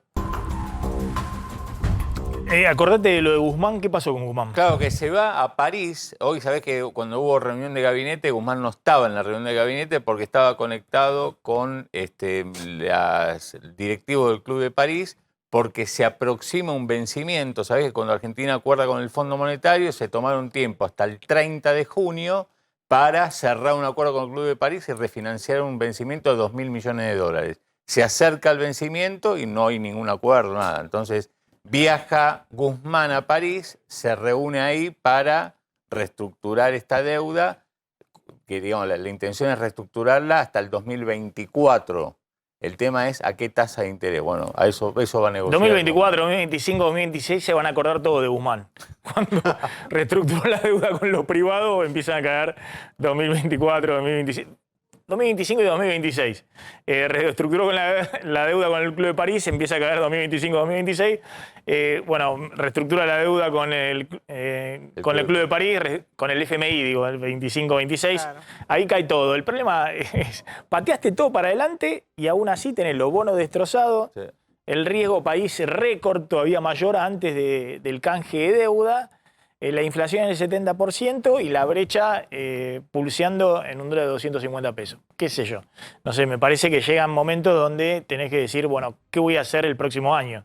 Si sigo poniendo fichitas ahí o si hago una definición distinta. ¿Qué está pasando con Milei? ¿Qué está pasando con el enigma Milei? Yo vengo diciendo, claramente Juntos por el Cambio lo considero una amenaza en particular con la provincia de Buenos Aires, venimos anticipando eso, de que ahora el oficialismo no quiere desdoblar la elección el año que viene, quiere que la provincia de Buenos Aires vaya junto con la nacional, porque si Milei es candidato nacional y pone cualquier candidato en la provincia de Buenos Aires, le resta votos a Juntos por el Cambio y ahí hay una chance, no hay balotaje, de que el peronismo pueda ganar en la provincia de Buenos Aires o reelegir Kicillof o el candidato de Cristina. Y al revés, la oposición empiezan a circular ideas de adelantar y desdoblar, que haya primero elecciones en la provincia de Buenos Aires y después a nivel nacional, porque temen el tema Milei. Mientras tanto, obviamente todo el aparato de Juntos por el Cambio bombardea a Milei para tratar de bajarlo en las encuestas. Pero también Milei hace lo propio. Sí, digamos, él colabora también para, de alguna manera, deshacerse como candidato con algunas declaraciones verdaderamente llamativas. Muy polémico, Maxi. La verdad es que para que dentro del Frente de Todos consideren que Milei va a ser una alternativa que los va a ayudar a esmerilar a Juntos por el Cambio, hay que ver cómo llega Milei a las elecciones del año que viene, porque últimamente parece que va arranca abajo, no solamente en las encuestas, sino en dichos muy polémicos. Yo recuerdo que nosotros aquí contamos, no hace mucho, hará 2 o 3 semanas, el escándalo cuando Milei salió a apoyar, ya siendo diputado nacional, no solo electo, sino habiendo asumido el 10 de diciembre, el 18 de diciembre del año pasado salió a defender a una plataforma llamada Coins, que terminó siendo una de las posibles estafas piramidales parecida a Generación Zoe. Salió a darle su apoyo, fue a visitarlos, dijo que eran la oportunidad para que muchos argentinos combatieran y le ganaran a la inflación, ganar plata en las inversiones que ofrecían en esta plataforma, que entre otras cosas tenía criptomonedas, pero también invertía en títulos en pesos ajustados a dólar link, linkeados al dólar. Pero después, por supuesto, la plataforma dejó de pagar a principios de junio. Esto fue un escándalo, se lo señaló Milei. Hace poquitas horas, Milei hizo declaraciones diciendo que Coins no estafó a nadie y reconoció que le habían pagado para que diera su opinión positiva sobre esta plataforma de administración de inversiones financieras. La verdad que es una de las cuestiones en las que viene patinando Javier Milei, por así decirlo, porque le preguntaron y le repreguntaron por qué no salió a aclarar. Él dijo, yo los apoyé porque esta plataforma trabajaba muy bien, pero sugerí cambios. Pero no hicieron los cambios. Bueno, pero después de que no hicieron los cambios, no salió a decirle a los clientes de Coins que realmente él no los apoyaba más porque los cambios en el producto no se habían hecho. Y reconoció que sí, que Coins le había pagado para que hiciera esta publicidad que hizo en su Instagram y puso en su Twitter y demás. El tema que más repercusión tuvo... Este fue una de las polémicas. Hubo otra, sí. Porque le preguntaron también a Milei si él estaría a favor de la venta de niños. Y Milei planteó un depende. No fue categórico, dijo que depende de las circunstancias, que podría llegar a estar a favor en determinadas circunstancias. Otro error, otro traspié de Milei de cara a la opinión pública. Estamos hablando, ya había tenido el de la venta de órganos, claro. Había tenido la cuestión vinculada a las armas, con lo cual eso es respecto a lo que tiene que ver con la opinión pública. Milei metiéndose en temas que están absolutamente fuera de agenda y que le terminan traccionando en contra en la opinión pública. Pero también tiene un problema de política Milei, un problema muy grave, porque en los últimos días tuvo 2 traspiés con lo que son posibles aliados en lo que tiene que ver con una construcción nacional que hoy Milei no tiene. Milei no tiene un andamiaje nacional que le permite catapultarse como candidato a presidente. Bueno, ¿qué pasó? El Partido Demócrata de Córdoba salió a impugnar, era uno de sus aliados y uno de los que lo impulsaba a nivel nacional en algunos distritos, el Partido Demócrata. Bueno, el Partido Demócrata de Córdoba salió a impugnar y a decir que que era el presidente del Partido Demócrata de Córdoba, que era el que lo llevaba a Milei en Córdoba, ya cesó en sus funciones, era un interventor. Está bien, Pablo, pero más allá del armado, viste, en tal o cual provincia y demás, me parece que hay algunas declaraciones que trascienden, digamos, porque la verdad que qué está haciendo Milei en Córdoba o acá o allá, lo dijimos, estuvo con Bussi, hijo, en Tucumán, que obviamente es una bomba desde el punto de vista político para el sector liberal, lo criticaron mucho, que estaba armando con sectores que habían sido aliados de la dictadura, bueno. Más allá de eso, me parece que hay algunas declaraciones que son tan fuertes, es decir, que generan, como fue en su momento la declaración vinculada a la compra-venta de órganos, claro, que atraviesan, digamos, el micromundo de la política y que están llegando en general a la opinión pública más fuertemente. Entonces, eso que ocurrió con la venta de órganos, lo que después la libre portación de armas en el momento muy sensible. Ahora el tema de la venta de niños, lo que planteaba Candelaria, digamos, son temas que me parece que apuntan a que los interlocutores lo ven a Milei en un libertarismo extremo que cuando lo llevan a ciertos problemas filosóficos terminan chocando con preceptos básicos de reglas de las sociedades civilizadas. Lo que tiene Milei es que no se puede correr de esas discusiones. La compra-venta de órganos, la compra-venta de personas, está prohibida en todos los países civilizados, por lo menos de Occidente y del capitalismo, más allá de que una ideología libertaria extrema que no se aplica en Estados Unidos, todos los pensadores de la escuela austríaca que cita Milei son el margen en la academia norteamericana, no son el centro de la academia norteamericana, del mainstream y del establishment académico y económico de Estados Unidos. Eso es Friedman, eso es el monetarismo, eso es el liberalismo, pero no los libertarios, los anarcocapitalistas, no Rothbard, digamos, anarcocapitalista, digamos, son autores que están en el margen de la academia y llevados al extremo, esos autores plantean problemas filosóficos que las sociedades de Occidente rechazan. Por ejemplo, la compra-venta de niños, que son delitos gravísimos. Entonces, me parece que eso, llevado a la discusión argentina, con los interlocutores, genera un cortocircuito muy grande que Milei va a tener que resolver. Si quiere ser un candidato con chances para el año que viene, un candidato serio que se plante en el escenario. Espera un segundo porque lo tengo a Adrián Sack. Adrián, ¿qué tal? ¿Cómo estás?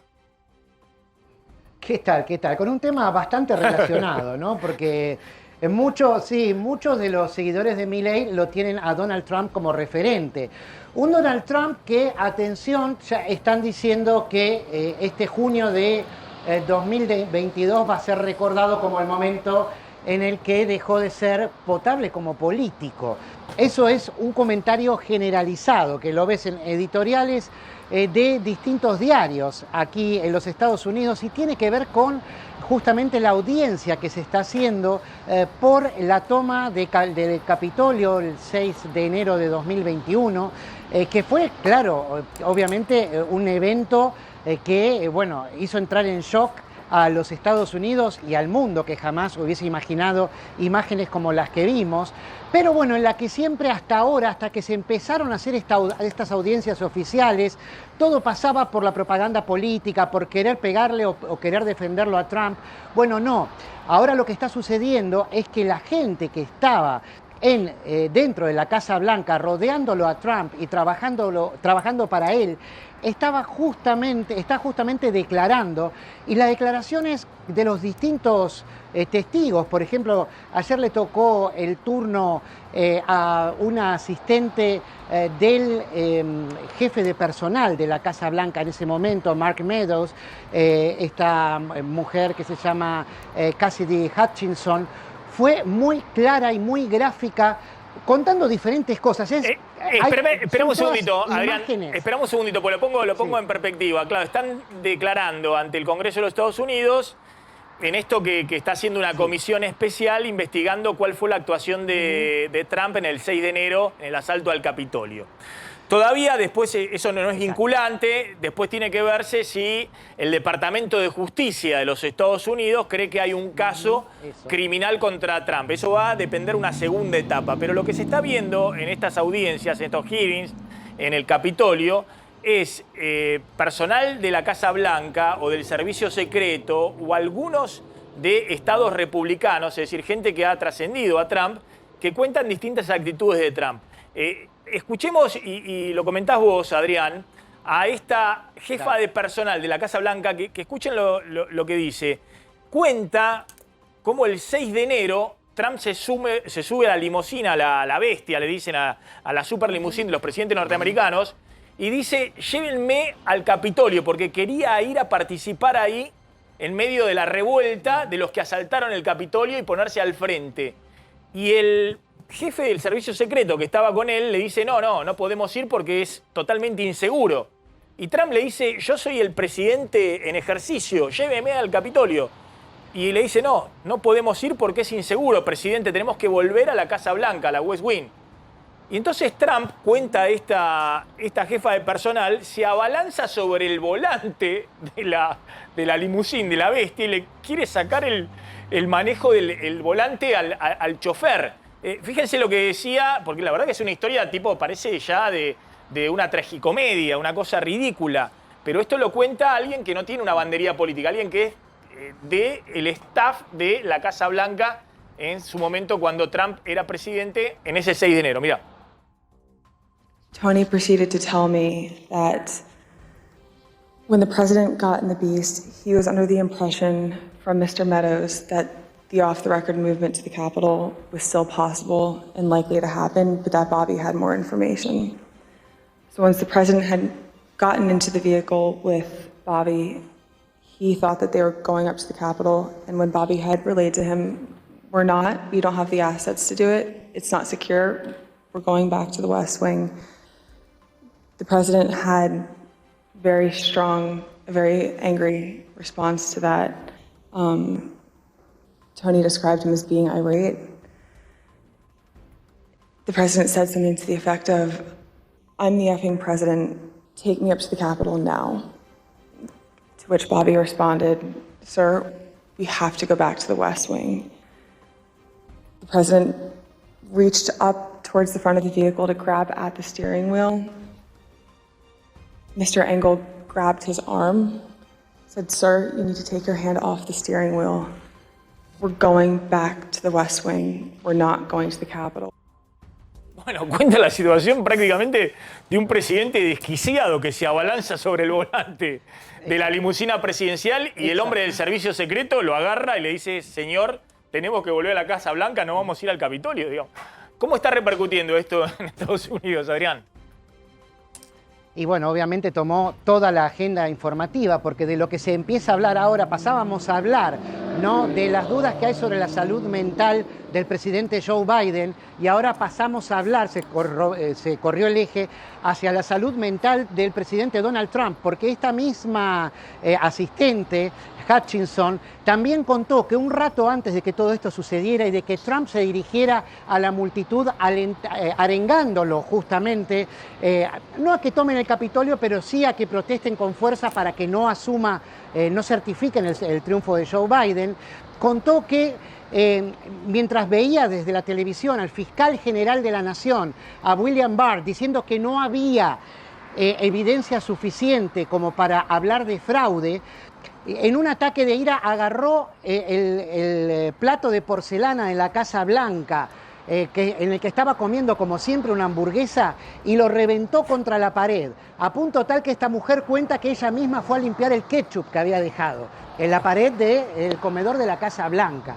O sea, estamos hablando de un nivel de ira que no podía manejar, y después sucedió esto que pasó con la gente del servicio secreto, que le pone, además, se lo saca de encima, además de agarrarle el volante, para poder ir al Capitolio. Se enojó muchísimo con esto, después siguió con su ira contra todos y nadie le decía nada. Pero todos sabían además que los manifestantes que fueron a ver este discurso de Trump y que después fueron al Capitolio estaban armados. Y Trump lo sabía, y esto puede ser precedente justamente para una causa judicial, porque él dijo, saquen todos los detectores de metales, esta gente no me va a hacer daño a mí, dijo Trump, que pasen con las armas a los jardines de la Casa Blanca, no hay problema. Bueno, eso solo ya puede llegar a invalidarlo, digamos, como político, porque va a empezar a padecer procesos judiciales importantes. Esto es lo que se cree acá que puede llegar a suceder, como vos bien dijiste,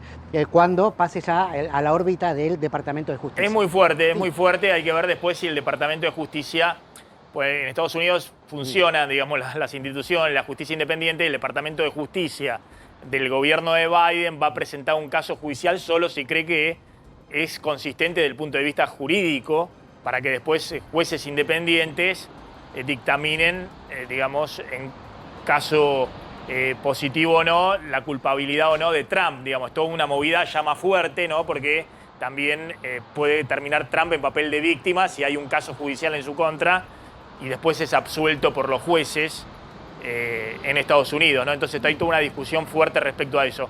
Adrián, gracias, muy amable como siempre. Gracias a ustedes. Ahí estaba Adrián Sack. Contame qué está pasando con el dólar en el cierre del programa. Sí. Un dólar que en el paralelo está en 238 pesos, es el mismo precio que tenía al comienzo del programa, un peso por debajo del día de ayer. El contado con liqui, 250, 251 pesos. Y atención, que hoy sería el tercer día con muy pocas operaciones de importación. Ayer, mira un dato, los exportadores liquidaron 170 millones de dólares, el Banco Central compró más de 100 millones. Bueno, hoy otra vez los importadores no están logrando comprar dólares para pagar. Y el Banco Central se queda con todos los dólares para tratar de recomponer de urgencia las reservas para evitar otra crisis. Nos estamos retirando, ya están llegando Roberto Funis y Mariana Contartesi. Nosotros nos reencontramos como siempre mañana a las 13 aquí en A24. Pásenla bien.